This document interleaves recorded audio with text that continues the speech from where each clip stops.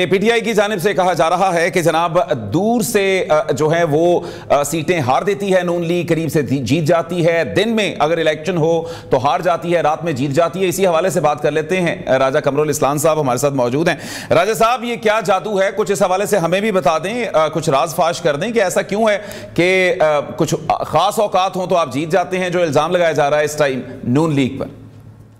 जी बिल्कुल, ये वो जादू है जो इलेक्शन के जो रसूम और रवाज हैं और इलेक्शन का जो तरीका है उससे आगाह, इलेक्शन की नफ्सियात से जो लोग आगाह नहीं होते वो नहीं आगाह होते। मैं उसकी मिसाल दूंगा, मैं भी 8-10 इलेक्शंस का एक्सपीरियंस है। होता ही है कि जिस पोलिंग स्टेशन से आपकी पार्टी जीतती है, यानी आपका ग्रुप जीतता है, तो वो अभी दस्तखत कराते हैं और गिनती काउंट होती है तो वो ढोल लेके चल पड़ते हैं इलेक्शन ऑफिस मरकजी की तरफ।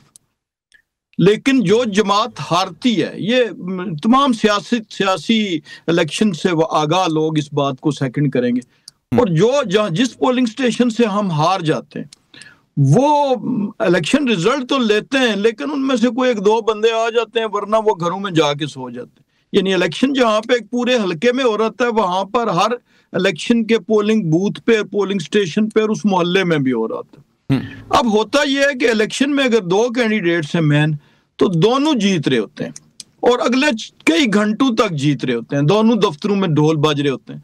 तो मैं अक्सर ऐसे किया करता था कि अपने मुखालिफ के कैंप पे कोई बंदा भेज के तो उन पोलिंग स्टेशंस का रिजल्ट लिया करते थे जो हमारे पास नहीं पहुंचे, और वो मुखालिफ जीता हुआ होता था। तो असली तो टोटल दोनों का होता है ना। तो असल बात यह है कि ये 11 बजे तक अक्सर सहाफी भाई भी रिपोर्ट करते हैं कि जी 11 बजे तक फलाने के दफ्तर में वो जीत रहा था और फिर वो हार गया। लेकिन जब वो जीत रहा था तो उसी वक्त दूसरा दफ्तर भी जीत रहा था। दोनों जगह ढोल बाज रहे होते हैं, दोनों जगह नारे लग रहे होते हैं। उसकी वजह यह रिजल्ट जाता ही वो है।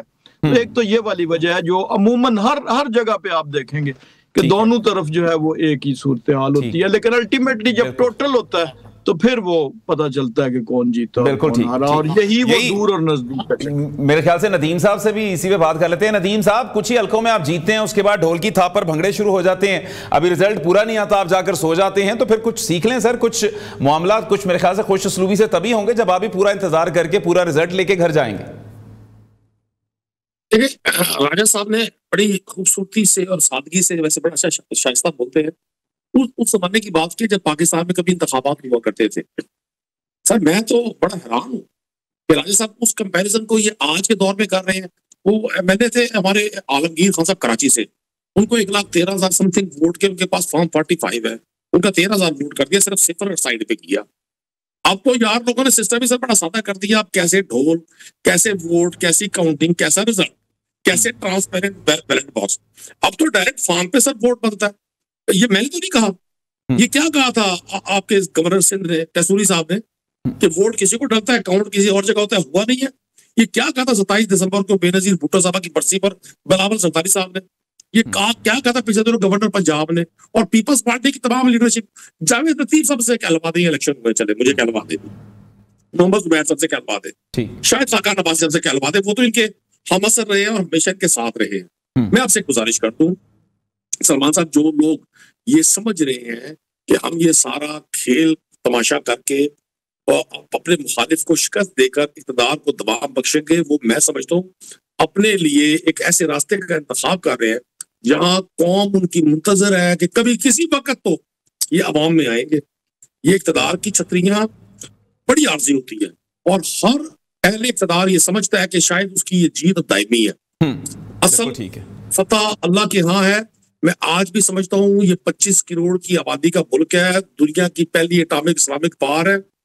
जो तमाशा इस मुल्क में लगा हुआ है और कुछ नहीं हो रहा। पाकिस्तान का आम आदमी, पाकिस्तान का नौजवान, वो शख्स जो मुहब्बे वतन पाकिस्तानी है, जिसके असासे भी यहाँ है, जिसका मरना जीना भी यहाँ है, बिल्कुल ठीक है जी, पॉइंट आ गया आपका, बिल्कुल ठीक। अच्छा, इस वक्त हमाद हसन साहब इस सारी गुफ्तगू को सुन रहे हैं जी। हमाद साहब, ये बताइएगा कि अब जो नदीम साहब की जानिब से कहा जा रहा है, जो इल्जामात लगाए जा रहे हैं, क्या समझते हैं कितनी जान है उनके इल्जामात में? क्योंकि उनकी जानिब से तो कहा जा रहा है कि जनाब ये तो सब कुछ बदल दिया गया रातों रात। देखिए, मैं आपको बताऊं कि इस इलेक्शन में फॉर्म 47 सिरे से था भी नहीं। फॉर्म 47 को ख़त्म कर दिया गया है।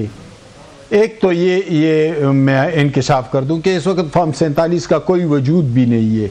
अच्छा। यहाँ पर PTI ने इल्ज़ाम लगाया कि फॉर्म 45 जो लाए गए तो उन फॉर्म 45 का उसका मुतबादिल उनके पास मौजूद था और उसमें अपनी एंट्री करवा के यानी वोट बढ़ा के उस को एंटर कर दिया डेटा में।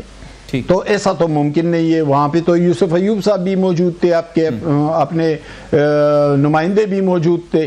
तो ये फौरी तौर पर इस बात को कोई इस शहादत को कोई तकवीयत नहीं मिल रही है। देखिए, असल बात यह है कि अयूब फैमिली यहाँ से 3 सूबाई असम्बली की सीटें थी, 1 कौमी असम्बली की सीटें थी। सिर्फ एक सीट गाजी तहसील वाली वो एक पराए अदील इकबाल को दी गई और अदील इकबाल ने उस सीट को जीता भी और खलाबट टाउनशिप में इसी बाबर नवाज के चचा गौहर नवाज को हरा दिया उसके होम ग्राउंड पे।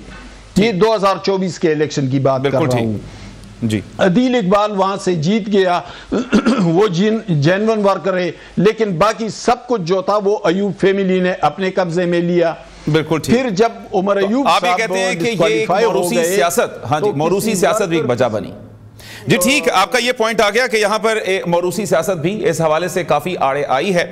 नाज़रीन, इसी हवाले से मजीद भी गुफ्तगू जारी रखेंगे।